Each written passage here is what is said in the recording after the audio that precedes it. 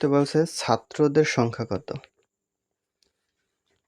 তাহলে 450 ছাত্রছাত্রী, 81 জন ছাত্রী, ছাত্র হলো 9, 18 9, 6, 3, 369।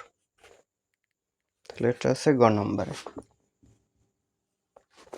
মোট ছাত্রছাত্রী থেকে 81 জন ছাত্রী আগের অঙ্কে পেলাম যে উদ্দীপকে বলছে একটি বিদ্যালয়ে দশম শ্রেণীতে 450 জন শিক্ষার্থীর মধ্যে 18% ছাত্রী, তাহলে 18% ছাত্রীতে পেয়েছি আমরা 81 জন ছাত্রী। তাহলে 450 থেকে 81 বাদ দিলে থাকে 369, এটা অ্যান্সার। 99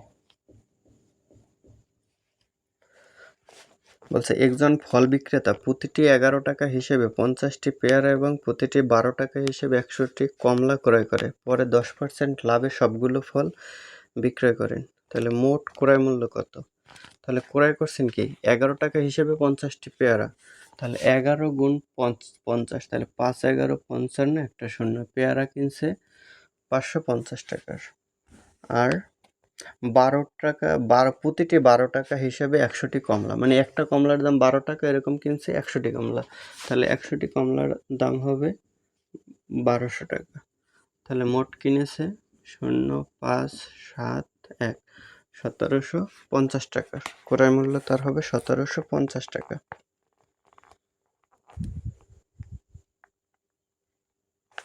এটা গ নম্বরে।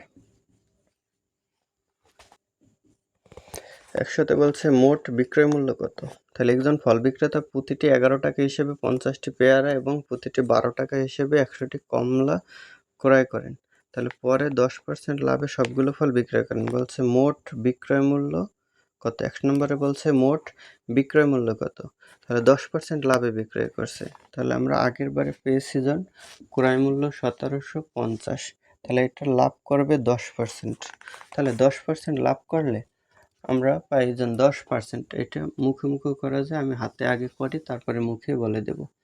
তাহলে 10% লাভ মানে এই শূন্য এই শূন্য বাদ যায়, এই একটা শূন্য থাকে, এই একটা শূন্য বাদ যায়, বাদ গেলে থাকে কি 175 টাকা।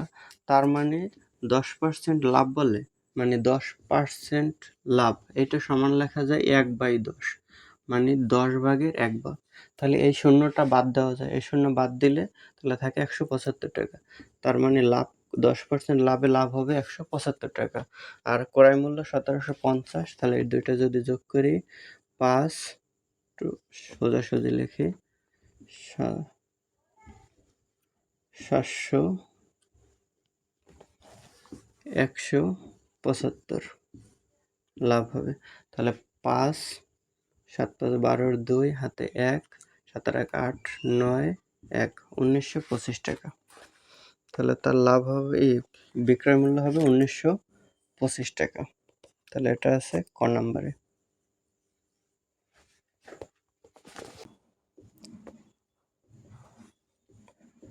101-এ বলছে গড়ে প্রতিটি ফলের বিক্রয় মূল্য কত?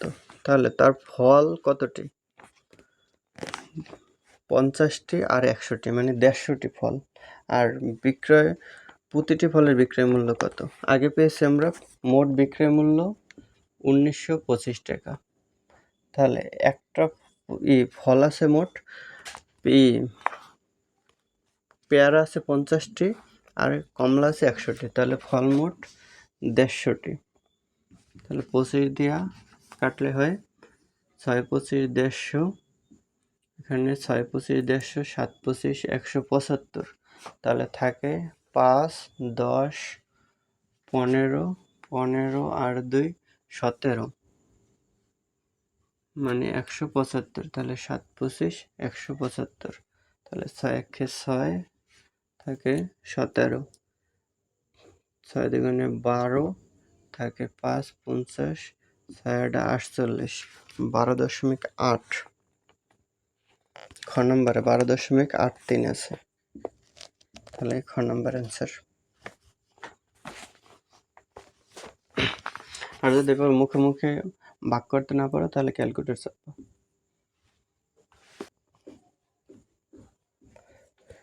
102 বলছে শতকরা বার্ষিক মুনাফার হার 5.50 টাকা হলে 1200 টাকার 2 বছরে মুনাফা কত? তাহলে মুনাফা চেয়েছে, তার মানে আয়ের মান।